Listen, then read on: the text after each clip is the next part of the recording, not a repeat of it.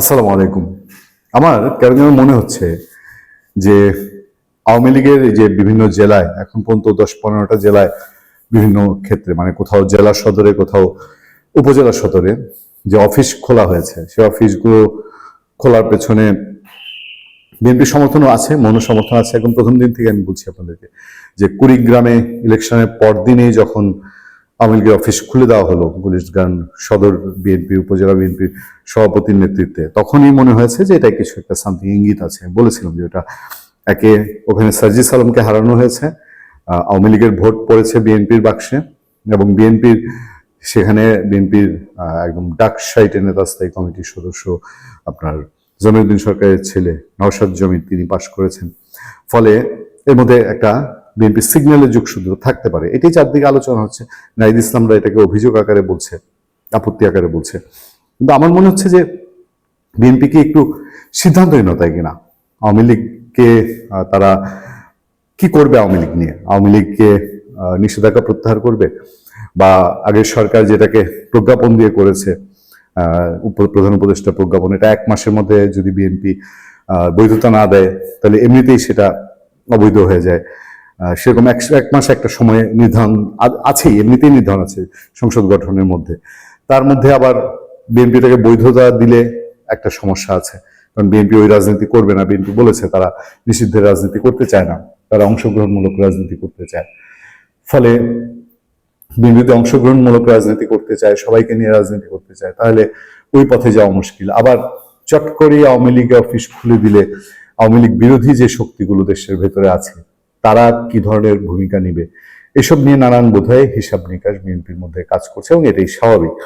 এবং বিএনপির বিরোধী অংশ দেশে যা, তাদেরকে মোকাবেলা করতে গিয়ে আওয়ামী লীগকে কিভাবে কাজে লাগাতে হবে। সবশেষ খবর এটুকু পাওয়া যায় যে আওয়ামী লীগ যদি তাদের রাজনীতি করার এখন সুযোগ দেওয়া হয় তাহলে তারা ডেসপারেট রাজনীতি, ডিস্ট্রাকটিভ রাজনীতি সেদিকে যাবে না, বা প্রতিশোধ পরায়ণ রাজনীতির দিকে আপাতত যাবে না। তার মধ্যে যে খবরগুলো আমাদের সামনে একটু ছোট্ট করে আমি জানিয়ে দিই যে বাংলাদেশের যেসব জেলাগুলোর মধ্যে এখন পর্যন্ত আওয়ামী লীগ অফিস খোলার খবর পাওয়া গেছে, কুড়িগ্রামে আওয়ামী লীগ অফিসে ব্যানার লাগিয়ে স্লোগান সেখানে খোলা হয়েছে। এরপরে আবার সেখানে ভাঙচুরের ঘটনা ঘটেছে, পুলিশ বলছে কিছু জানার নেই।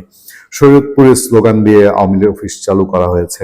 তারপর সুনামগঞ্জে আওয়ামী লীগের কার্যালয়ে জাতীয় পতাকা উত্তোলন করা হয়েছে। সুনামগঞ্জের জগন্নাথপুর উপজেলায় কার্যক্রম নিষিদ্ধ আওয়ামী লীগের কার্যালয়ে জাতীয় পতাকা উত্তোলন করা হয়েছে। এ সময় বঙ্গবন্ধু শেখ মুজিবুর রহমান ও সাবেক প্রধানমন্ত্রী শেখ হাসিনার ছবিতে ফুল দিয়ে শ্রদ্ধা জানানো হয়।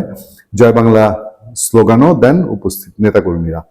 এটা রেয়ার, বাংলাদেশে ইউনূস সরকারের শাসনামলে 17 মাসে এবং বর্তমান শাসনামলে একটা সিগন্যাল না থাকলে এটা হওয়ার কথা না। যদিও জগন্নাথপুরের ওসি এসব বিষয়ে জানেন না বলে কিছু বলেছেন। নোয়াখালীতে আওয়ামী লীগ কার্যালয়ে খুলে প্রবেশ, সেখানে আবার আটক হয়েছে 5 জন। তারপর রাজবাড়ী আওয়ামী লীগ কার্যালয়ের সাইনবোর্ড ও ছবি টাঙালো নেতাকর্মীরা। তারপর চাঁপাইনবাবগঞ্জ আওয়ামী লীগ কার্যালয়ে পতাকা টাঙানো নিয়ে জনমনের শঙ্কার একটা কথা বলা হয়েছে পত্রপত্রিকার খবরে।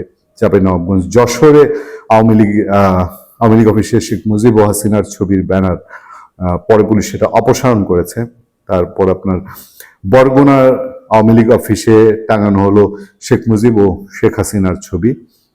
তারপর আপনার এইসব তথ্য যখন আমরা পাচ্ছি তখন আমরা এটাও দেখেছি যে কোটালী পাড়ায় আওয়ামী লীগ অফিসে জাতীয় পতাকা উত্তোলন করা হয়েছে এবং সেটা এই যে নামানো উঠানো, কোথাও আটক, কোথাও আবার নির্বিঘ্নে করা, এইসব সিচুয়েশনের মধ্যে দিয়ে একটা জিনিস কি পরিষ্কার কিনা যে বিএনপি এখনো চূড়ান্ত রাজনৈতিক কোনো সিদ্ধান্তে আসতে পারেনি যে আওয়ামী লীগ নিষেধাজ্ঞা তুলতে গিয়ে তারা কি করবে। ভালো থাকবেন, সুস্থ থাকবেন। আপনার সাথে আমি আতিক রহমান, পূর্ণিয়া।